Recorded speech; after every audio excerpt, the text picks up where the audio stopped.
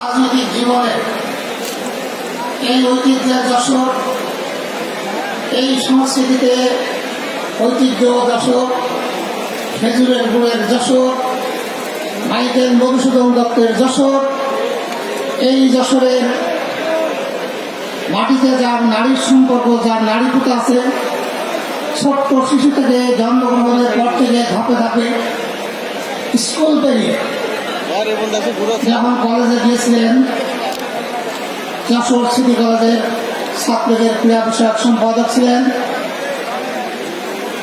যুবলীগের কেন্দ্রীয় কমিটির সম্মানিত সদস্য ছিলেন। 2001 সালে নির্বাচনে আওয়ামী লীগের পরাজয়ের পরে যখন বাংলাদেশে একটি বিভীষিকাময় অবস্থা সৃষ্টি হয়েছিল, যশোরেও হয়েছিল, সেদিন তিনি আওয়ামী লীগের রাজনীতিতে হাল ধরেছিলেন।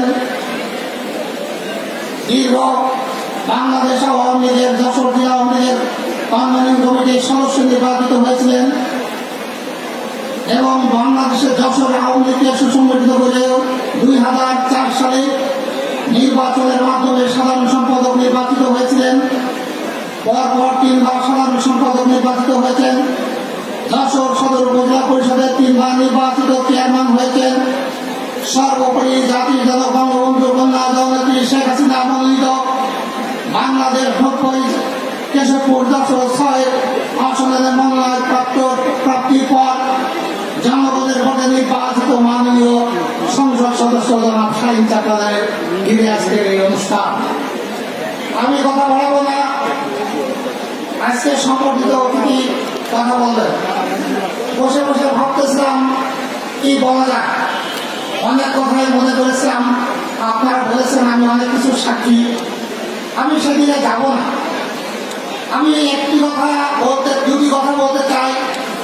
একটি হলো, আজকে যারা এখানে হাজির হয়েছেন সারা যশোর থেকে 1971 সালে যেমনি ভাবে আপনারা হিন্দু মুসলমান বৌদ্ধ খ্রিস্টান ঐক্যবদ্ধ হবে বঙ্গবন্ধুর নেতৃত্বে সেদিন স্বাধীনতা দিয়ে ঝাঁপিয়ে পড়েছিলেন, আজকে সম্মানিত অতিথির মাধ্যমে আপনাদের কাছে অনুরোধ করব এবং জনাব সংসদ সদস্য শাহীন চাকলাদারকে অনুরোধ করব, আমরা যদি চেষ্টা করি এই নিরক্ষর মুক্ত যশোরকে ঘোষণা করতে পারি, যদি আমরা সবাই আন্তরিকভাবে কাজ করি।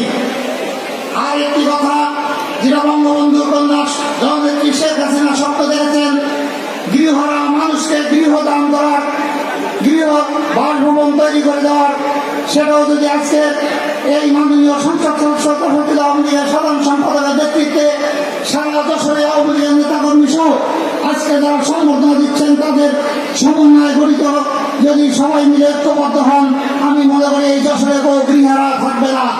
আজকে আমাদের এই অনুষ্ঠান থেকে শপথ নিতে হবে এবং বাড়ি ফিরতে হবে।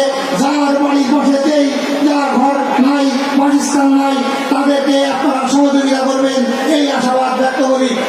পরিশেষে শাহীন চাকলাদার শুধু যশোর আওয়ামী লীগের সাধারণ সম্পাদক নন, শুধু কেশবপুরের সংসদ সদস্য নন, ওনার নামের সাথে বাংলাদেশের সবাই চেনেন। যখন এই সচিবালয় যান, সচিবালয়ের ঊর্ধ্বতন কর্মকর্তা সহ নিম্ন স্তরের কর্মচারীরা পর্যন্ত বলতে থাকে যে শাহীন চাকলাদার যাচ্ছে। কাজে আপনাদের নিরাশ হওয়ার কোনো সুযোগ নাই। আশা আছে আগামী দিন ইনশাআল্লাহ শাহীন চাকলাদার শেখ হাসিনার নেতৃত্বে যেমন বাংলাদেশ আজকে বিশ্বের বুকে একটি মডেল হিসেবে দাঁড় হয়েছে, এই যশোর শাহীন চাকলাদারের নেতৃত্বে একদিন যশোর মডেল হিসেবে দাঁড় করাবেন, এই আশাবাদ ব্যক্ত করে আপনাদেরকে আবারও শুভেচ্ছা